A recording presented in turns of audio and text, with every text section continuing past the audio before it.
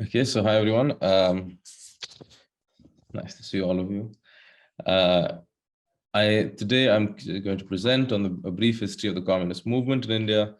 I'm of course not a historian, so this is not going to be quite comprehensive. I don't think I've made any egregious mistakes, but I'm sure there are some. Before beginning, I'd just like to say that, talking about any politics in India is immensely complicated, because India is a reasonably complicated place, apart from the usual sort of global problems of class and gender and race. India also has particularly, it has its own sort of social oppression in the form of the caste system, a pre-feudal system, and the various regional differences and cultural differences between the parts of India. I'm going to be talking about the communist movement in pre-partition India, and then which includes the current states of Pakistan and Bangladesh, but then moving on to just India. The other communist parties, of course, I simply don't know much about, and they're very much not as strong as the Communist Party in India. All right, so let me start. So the Communist Party of India it's a contentious moment actually when it exactly was founded, but it's generally understood that in 1920, under Comintern directives, M.N. Roy, who's in the middle of the photograph there, if you can see in the photograph with Lenin at the meeting of the Toilers of the East, was directed to form a Communist Party of India. So the party itself was not formed in India, and M.N. Roy himself was not in the country at the time, but this is generally taken to be the founding moment. The party was created largely, it was created by the Comintern to fight against British colonialism, as well as fighting against the mainstream of the Indian national movement, which was the Congress Party. And the communists' interaction with the Congress Party, of course, will be a major theme in our history. It's also in 1920, the All India Trades Union Congress, India's first sort of central major trade union, was formed. It was not at the time a communist union, it was just an all-round trade union. But soon and eventually it became affiliated with the Communist Party. So what is now sort of as revisionist history considered the founding moment of the Communist Party of India is what's known as the Kanpur Conference. This was precipitated by what is known as the Kanpur Bolshevik conspiracy case, which was when the British Empire prosecuted various disparate members of communist organizations for conspiracy against the British Emperor. The accusation was, the complete separation of India from imperialistic Britain by violent revolution. There's only 9. Oh my God, there's 9. Oh. Hey, Ernest here. So the party conference in 1925 is generally considered the founding moment. In fact, it's the conspiracy that sort of that really brought together various disparate movements and really publicized the case itself, publicized the Communist Party. So in 1925, all the previous sort of communist organizations, communist movements, the Tashkent Party were all dissolved to form the new organization. Through the 1920s, trade union numbers grew, organization grew rapidly, and there was increasing social unrest in India generally against colonialism and the British Empire. There were then what are known as a series of conspiracy cases. This is one of the poster from one of the movies about it. The Kanpur conspiracy, as I mentioned earlier, Meerut. These are two cities in Uttar Pradesh, the central sort of one of the largest states of India, probably the largest subnational region in the world with like 300 million people. So again, the communists were sort of persecuted and prosecuted for plotting the paralysis and overthrow of the existing government in every country by means of a general strike and armed uprising. One of the more famous ones was something in called the Chittagong Armory raid in what is now Bangladesh, where various young communists tried to raid the armory of police and auxiliary forces from the Chittagong Armory. again, so this is sort of just brief moment of the development of the party. The trades union in 1929, the mainstream and the center of the trades union walked out of the trades union Congress, and it became dominated by the left. The left was encouraged then to participate in what were sort of organically arising workers' and peasants' parties across the country. So there were two, one of Comrade Harikrishnan Singh Surjit, one of the general secretaries, identified two important streams of development of the Communist Party, the rapid development in this period. The first was the contribution by the Communist International, and especially the Communist Party of Great Britain, Rajni Palmdutt, Ben Bradley. Rajni Palmdutt wrote this classic book, India Today, which is still, I think, quite well worth a read about the problems of India. And they all of them visited and tried to sort of develop the party in its current form. Shapurji Saklatwala was a communist MP. He was, I think, the first communist MP in Britain for Battersea North. And he was known as a very bad local MP because he only spoke in Parliament about imperialism. But they all contributed very much to the development of the nascent party.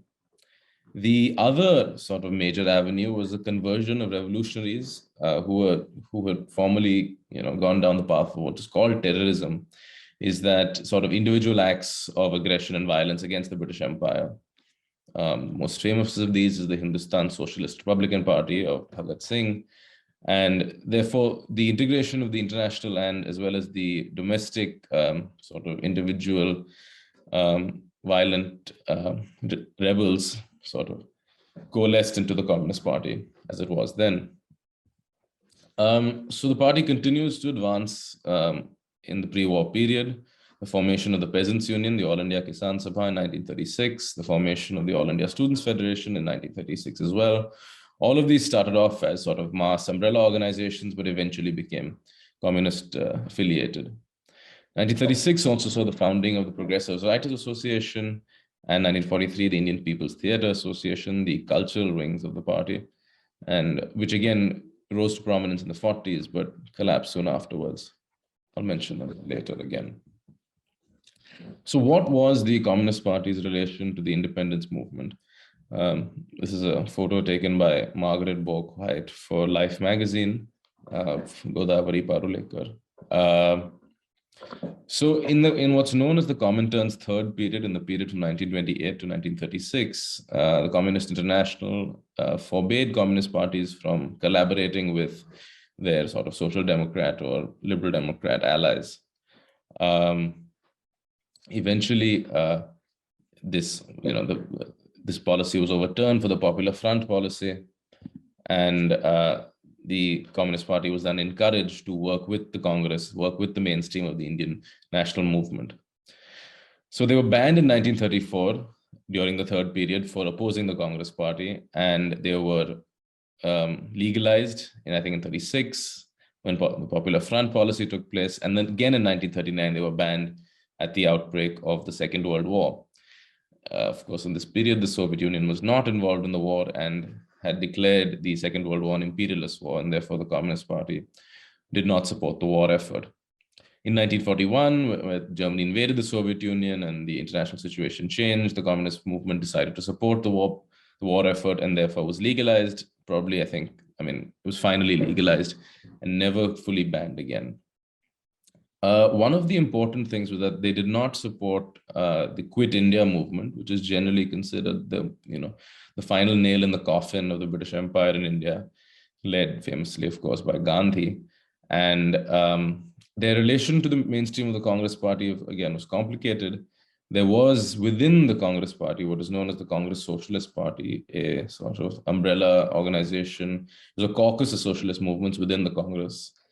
It contained Fabian socialists and Marxists and various different kinds of, it contained sort of various wings of the socialist movement. Sorry, give me a second. Yeah, so before I continue on with the political development, one of the interesting things of the communist movement in this period was its sort of cultural, I don't want to say outreach, but its cultural wing. The Progressive Writers Association, formed in 1936, consisted of most of pre-independence India's major literary figures. Mulk Raj Anand, Munshi Premchand, Amrita Pritam, Saadat Hasan Manto, and most famously Faiz Ahmed Faiz. This progressive writers movement was almost entirely destroyed by the partition of India, as many of the leading figures left for Pakistan, including Faiz Ahmed Faiz, who became the leader of the Communist Party of Pakistan and was arrested soon afterwards. And the movement in Pakistan, or the writers' movement, never really recovered. The Indian People's Theatre Association was formed in 1943, and they were very much inspired by the Bengal famine of 1942. The Bengal famine was one of the greatest humanitarian disasters of the time. It's generally understood by people like Amartya Sen to have not been caused by the inability to produce food, but by the decisions of the British government that just simply didn't allow people to have access to food. Hundreds of thousands of people died, and this inspired the People's Theatre Association to sort of form and propagandize about what happened in Bengal. Many of early India's famous actors, famous screenwriters, Prithviraj Kapoor, who's sort of the scion of India's major film family, so the progenitor of India's major film family, they were all associated with the IPTA. And many of early India's sort of early realist films, early social realist films like Dharti Ke Lal, which means Red of the Earth, were all inspired and written by people from the IPTA. Okay, so back to the main sort of political developments of the era. As I'd mentioned earlier, the communists were excluded from the main thrust of the independence movement because of their hostility towards the Congress, because of their hostility towards Gandhi in particular, and their idea that an independent India, their idea about the direction of an independent India. They were opposed to the partition of India. Of course, it still went ahead, but they were principally opposed to the idea of creating states based on religion. The communist movement had sort of three big interventions during the time of independence. One in three parts of India, one in the princely state of Hyderabad, one in Bengal state, the Bengal presidency, and one in the princely state of Travancore. The Telangana rebellion is probably the most famous one out of these, which was when partition occurred. The princely states, that is the states that weren't directly ruled by the British, were allowed to choose whether they wanted to join India or Pakistan. Hyderabad state was a Muslim majority state, so they wanted to join Pakistan, but they were, the state is located right in the middle of India, so it was pretty unlikely that they could move to a non-contiguous border. So in this turmoil, the Communist Party led a rebellion and insurrection of peasants. They tried to form village communes. They tried to enact land reform and fight against the Nizam of Hyderabad and his sort of paramilitary organizations. What was interesting, of course, is that what the nascent Indian state essentially waited for the communists to wear out the Nizam's troops, and they refused to intervene until the troops had crushed the communist rebellion, and then they entered and took over Hyderabad state. So again, it was a sort of the communist movement largely was based on the demands of peasants and workers for an independent and united India, but on very different terms from what in fact resulted. So now to discuss what the party was doing in early independent India, it's generally considered the understanding is now that there was what's called a left adventurous line at the second Congress of the party in 1948 and 1949. This meant that they argued that free India was only a semi-colony of British imperialism, and that the famous slogan at the time was "Ye Azadi Jhooti Hai," which means that this is a fake independence.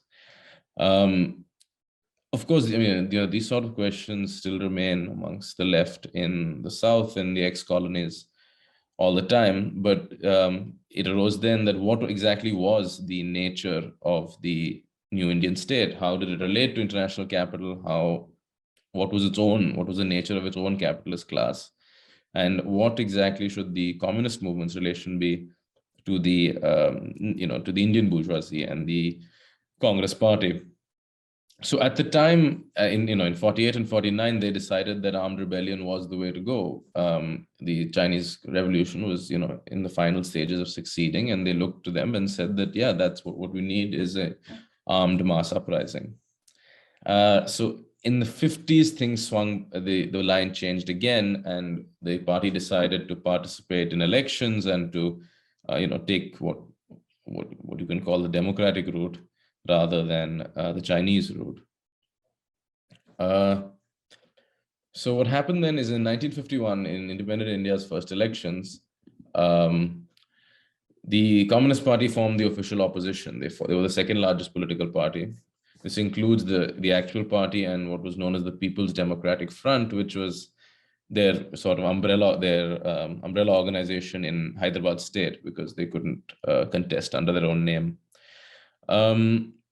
It was a strong performance, continued in 1957 and 1962. The left share of the vote remained around 10%. They remained the official opposition party. That being said, they were, of course, considerably smaller than the Congress party, which dominated, held about 40-50% of the vote and dominated independent India's electoral democracy. This was also the Nehruvian period, with Nehru, the leader of the non-aligned movement, and a growing friendship of the new Indian state with the Soviet Union. It's generally considered that the world's first, I don't know if this is true, everyone says this, but I think San Marino is actually the first, but the world's first democratically elected communist government was in Kerala, a state in southern India, in 1957. They tried to enact they did enact a land reform policy, and they were stopped in its implementation. The Nehru himself, he ordered the overthrowing of the state government. It's generally considered in collusion with the CIA, and that they encouraged him to do so.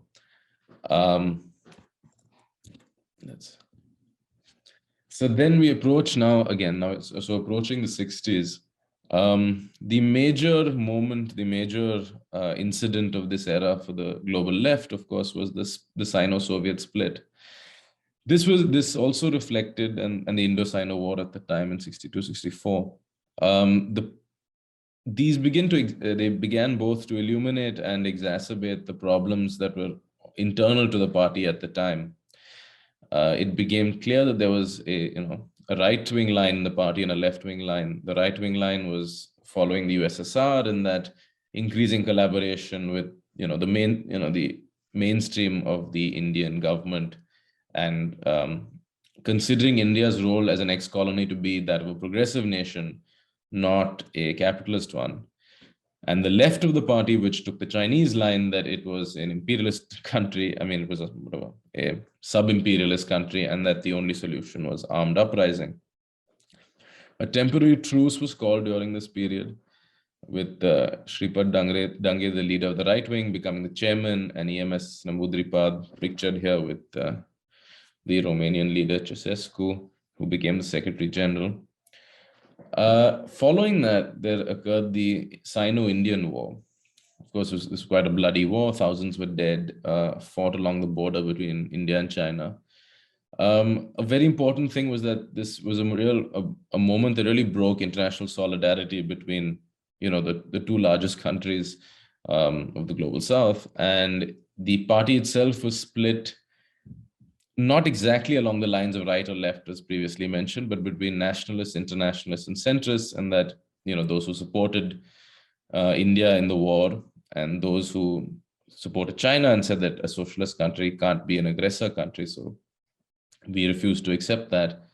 The Indian government arrested around 1,000 leftists and communists, saying that they were, working for China, which was an accusation that has been lobbied ever since. And it further intensified the divisions within the party. So now that brings us to the sort of seminal moment in the development of the Indian left, which was the split between the CPI and the CPIM. As I've mentioned, this is due to various internal contradictions that have developed over the course of the history of the party. They were precipitated by two events, of course, the Indo-Sino War and what are known as the Dange letters. Dange, the leader of the CPI's right wing, was accused of some letters were discovered where in the Kanpur conspiracy case, he had written to the British government asking for forgiveness and clemency. And, this was considered a huge betrayal. So there was a National Council meeting held to discuss this. They asked that he leave while this issue was being discussed. He and his supporters refused, and 32 of the 65 National Council members walked out. So this is generally considered the founding moment of the CPIM. As you see the numbers here, out of 205 state assembly legislators of the undivided party, 112 sided with the CPI right, 72 with the CPI left. And out of the 72, they were largely from three states: the southern state of Kerala, the eastern state of West Bengal, and the central state of Andhra Pradesh. The State Department figures are good for their enemies, right? So the US State Department estimated that the left CPI had about 70,000 members and the right CPI had about 55,000. As you can see here, these are the two new symbols of the parties. The symbol of the undivided party was, just the hammer and sickle. So when when the legislators quit, they went to the Electoral Council and said, we want two new symbols. The Electoral Council said, sure, but they have to be two distinct symbols from your previous one. So the CPI, they thought intelligently, or so they thought, decided to take a sheaf of corn and the sickle representing India's peasantry. And the CPIM sort of somewhat cleverly put a star in front of the hammer and sickle and said, this is a new and distinct symbol. And the Electoral Council allowed it. So now from this moment on, I'll be talking about the CPIM largely. It is until today the largest of them, of the communist organizations, and the one to which I am associated. So I'll talk about them. These are the nine first Politburo members formed at the Tenali Convention in 1964. This is a quote I found somewhere, that the urban elite, most of the intellectual leaders and the trade union functionaries sided with the CPI right, while most grassroots leaders who had links to the masses sided with the CPI left. The CPI left decided to call itself the CPI Marxist, and so the CPIM was formed. The CPSU, so the world's leader of the communist movement, stood with the original CPI, because they supported the increasing collaboration with the Indian state. The CPC, the relation to the Communist Party of China was not yet clear, but I think would become clear sooner on. So what were the effects of the split? As you can see, the states marked in red are where the original Communist Party had most of its strength concentrated. In the central state of Andhra Pradesh. Can you see my mouse? I don't know. Is it visible? Yes. Okay. In the central state of Andhra Pradesh, it was, most of the legislators went with the original party, but most of the members went with the new party. The same thing happened in Kerala over here. In Madras Presidency, what is now Tamil Nadu state, there was an even split. In West Bengal over here, they largely moved to the CPIM. And in Punjab over here, which is in North India, they stayed with the CPI. Now, this also, one of the interesting things is that this also affected how both the parties saw the national question. In India, of course, there are many languages and many cultures, and each state had sort of a distinct regional identity. The central part of India, including the north, is what is known as the Hindi belt, where they speak Hindi. The plurality of Indians speak Hindi, but most people speak something else. So the CPI, which retained most of the party's strength in the center of India, became sort of more focused on its view on the national question changed. Its views that there should be a single language that unites Indians, there should be a sort of single unitary state, intensified. Whereas the CPIM, based as it was on sort of regions around the country, followed the regional understanding that India is a federation of states, and each with its own distinct, cultural and regional identities. Of course, these were sort of faced by, these were sort of caused by the exigencies of the time, but I do think it's interesting. Then in 1967, there was the second split, which is also reasonably well known. In the Bengal state in the state of Bengal, in a village called Naxalbari, there was an armed rebellion where they shot dead all the sort of feudal lords that held over them. This is Charu Mazumdar over here, the leader of that wing. He had he released what were called the Historic 8 documents, where he essentially propagated a Maoist-style an idea of armed struggle based on Maoism, and the thesis is known as protracted people's war, and that there should be continuous and intense armed rebellion, especially by the peasantry. They were expelled from the CPIM for doing this. The party said, this is not what we believe. They formed then the All India Coordination Committee of Communist Revolutionaries, and eventually what's called the CPI-ML, ML being Marxist-Leninist, but the party now is generally known as the Maoists. They engaged in peasant uprisings and urban terrorism. I'll discuss them a little further later. They weakened the CPIM very severely in the central belt and in Andhra Pradesh, where they had been especially strong. Many of the party leaders left to join the new organization. Like any good Maoist organization, they split into countless offshoots, as you can see over here. This is just some of them. I think there are maybe 40 to 50 organizations that existed under the Maoist banner. They kept splitting, and some occasionally got back together, but largely remained separate. So what existed now in India at the turn of the 70s was three political organizations: the CPI, the CPIM, and the CPI Maoist, which generally could be considered the right, the center, and the left of the communist movement. This resulted in a splitting of the trade union, a splitting of the peasants union, the splitting of the students federation, and basically the development of various mass organizations belonging to each of the wings of the party. It was interesting that, of course, so the Soviet Union took the side of the CPI, and they wanted them to continue supporting the Nehru-Gandhi governments. The Communist Party of China very much supported the Maoists. They supported the peasant insurgency. And so the CPIM itself was reasonably isolated, except for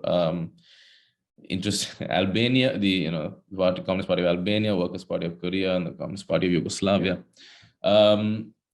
I think this is a nice line. The majority in the CPIM leadership was of the view that revisionism had crept into the Soviet Communist Party, but was not prepared to agree that the Soviet Union had ceased to be a socialist country altogether.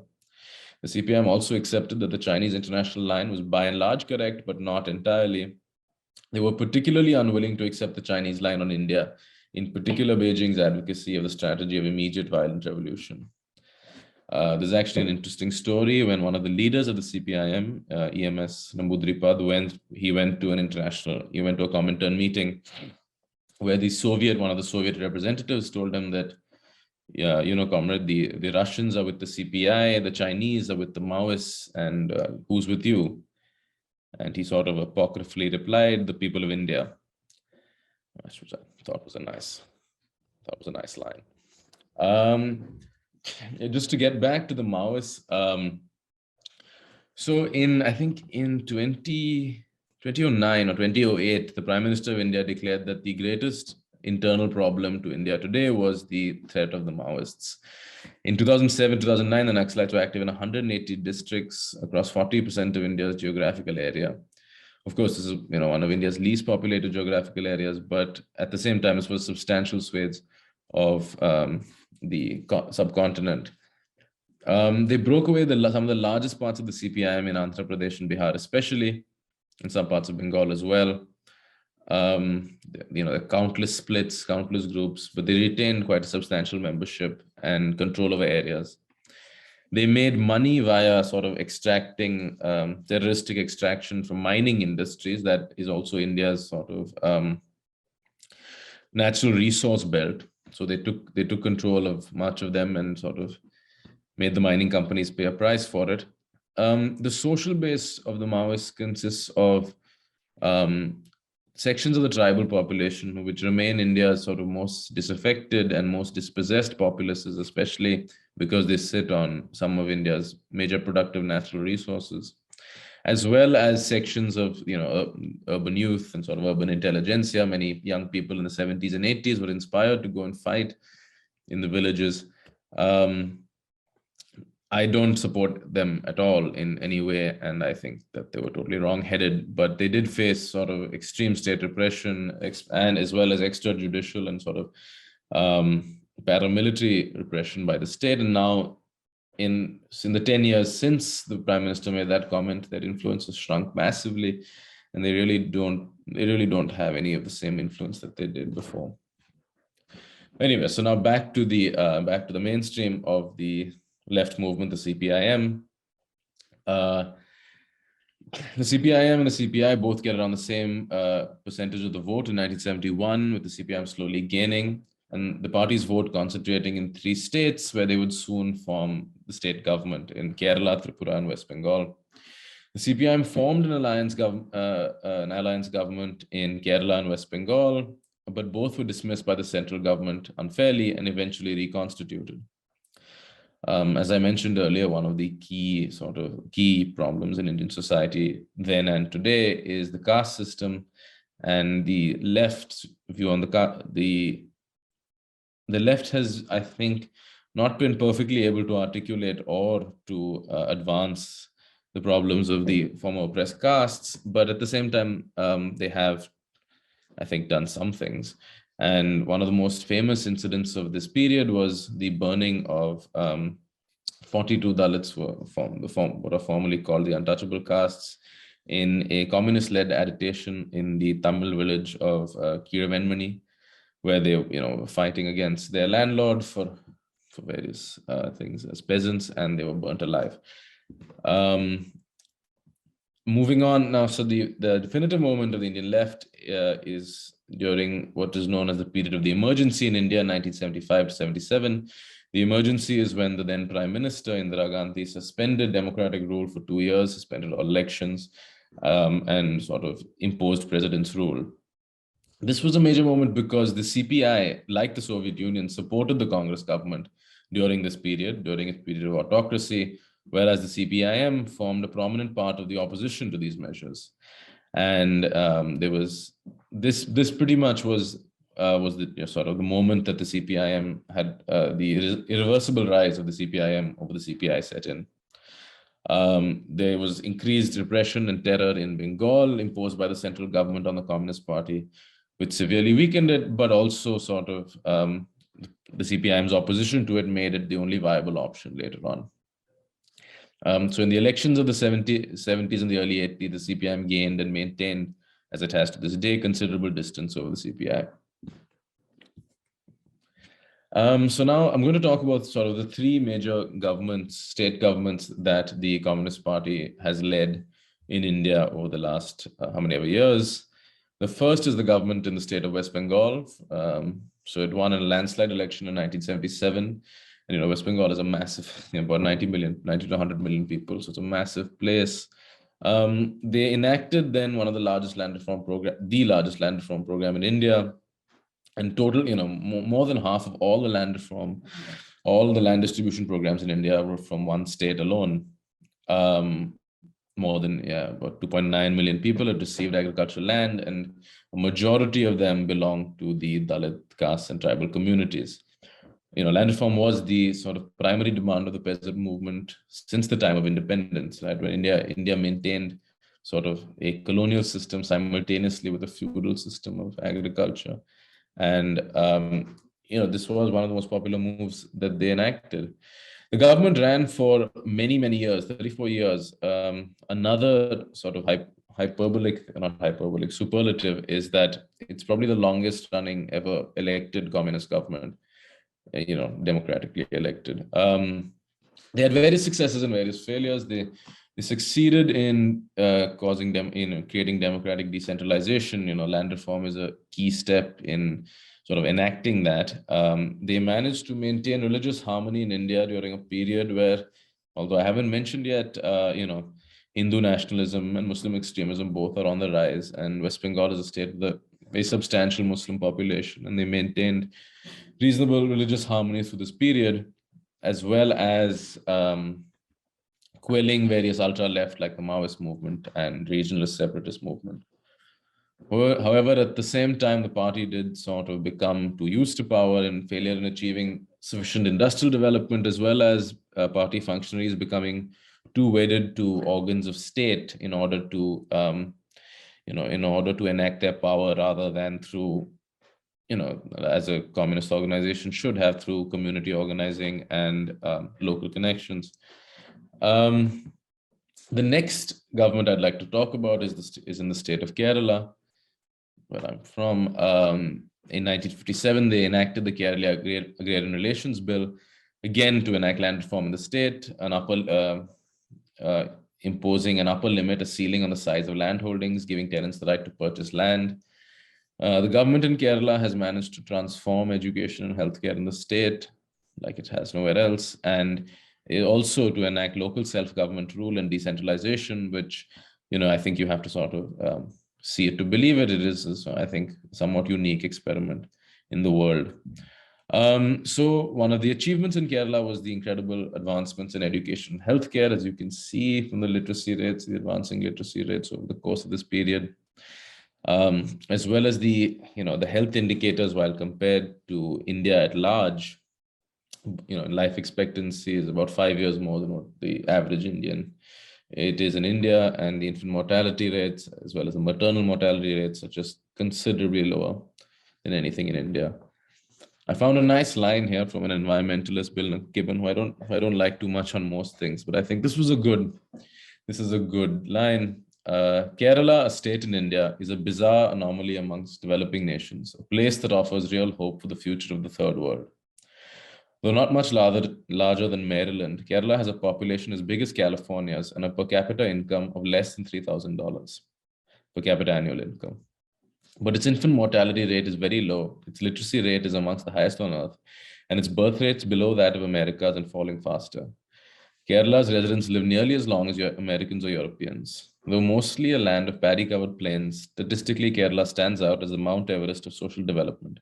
There's truly no place like it, which I thought was a nice thing to say.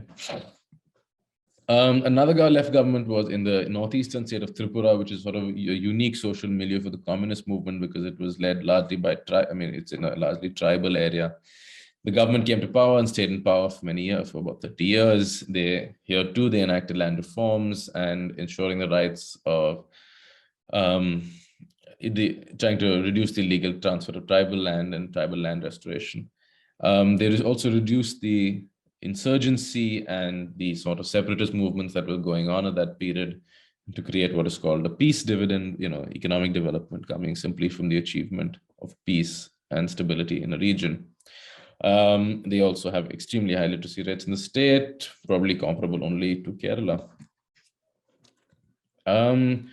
So now we enter the 90s, and of course, at this time in 1991, the Soviet Union fell, and at the same time, the Indian government introduced its policies of liberalization, privatization, and globalization, as they're called. This was also a time of increased religious polarization and caste-based identity mobilization. So it was quite sort of a crucial period, a key turning period for the development of the Indian state and in the international situation. The CPIM survived the fall of the USSR, not the neoliberal period. The fall of the USSR much better than most communist parties around the world, which almost immediately dissolved after 91.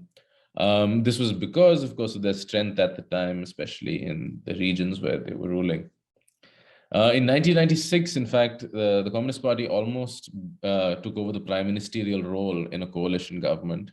But the party refused because they were not the dominant party. They were just one of many, and they didn't want to lead a government that was largely constituted of bourgeois parties. The chief minister of Bengal at the time, Jyoti Basu, called it a historic blunder and said it would have been considerably better had there been even a figurehead of a communist at the helm of the Indian state.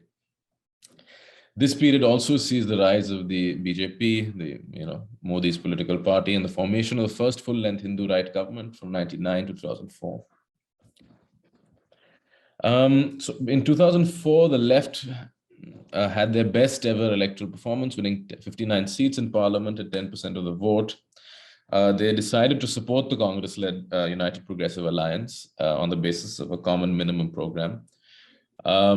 So some of the things that they enacted during this period, this was India's period of India's greatest period of economic growth, about year-on-year 10% GDP growth from the period 2004 to 9. During this time, they also enacted the National Rural Employment Guarantee Act, which is again sort of a unique experiment in a jobs guarantee program pretty much anywhere, providing 100 days. It's supposed to provide 100 days of work to all people in rural areas. What is known as the Forest Rights Act of 2006 was the first codification of the rights of tribal people and indigenous people to their land, and as well as the National Food Security Act, which I didn't put up there. In 2008, the left withdrew support for the government because of an upcoming Indo-American nuclear deal where nuclear material will be traded between the Americans and the Indian government. The Communist Party were not happy with the safeguards provided by the Americans in actually creating this deal. I think George Bush was president then, and so they withdrew their support. Since then, however, the party has seen a precipitous decline, especially electorally. There's a previous historic low of 11 members of parliament in 2014, fell even further to 3 in the 2019 elections. This decline was especially pronounced in West Bengal, which was formerly our strongest state. The left's worst ever showing was in the recent state elections. It was the first time in independent India that they won 0 seats in the state. There's been a significant decline in the membership, especially of the Peasants' Union, again, largely in Bengal. And another failing has been the inability to spread beyond the states where they were in power. So finally, this is the last slide. What is the current situation? This is the picture of the Chief Minister of Kerala. The left government there has retained power, being the first government to do so for 40 years. Usually it swings between the left and the Congress governments. The party, however, is deeply weakened in other states, even the ones where we held power for many years, like West Bengal. It's not all bad. They successfully led the farmers' agitation, the sort of farmers' movement last year to some considerable success. And just sort of statistically, the CPI retains more than 1 million members, the Peasants' Union, 11 million members alone. The trade union has about 6 million members, the women's wing, 9 million members, and the students' wing, 4.5 million. So, accounting for an overlap, that's still about 15 to 20 million people in the mass movements of the Communist Party. So things aren't so bad. Questions still arise, as they have, as you can see, for a century now, about allying with the Congress Party, as well as the nature of the current Modi government, and whether one can classify it as a fascist government or a government with fascistic tendencies, or whatever. So the CPIM still has representation in legislative assemblies throughout India, and I think that is that. Yeah, that's that. Thank you.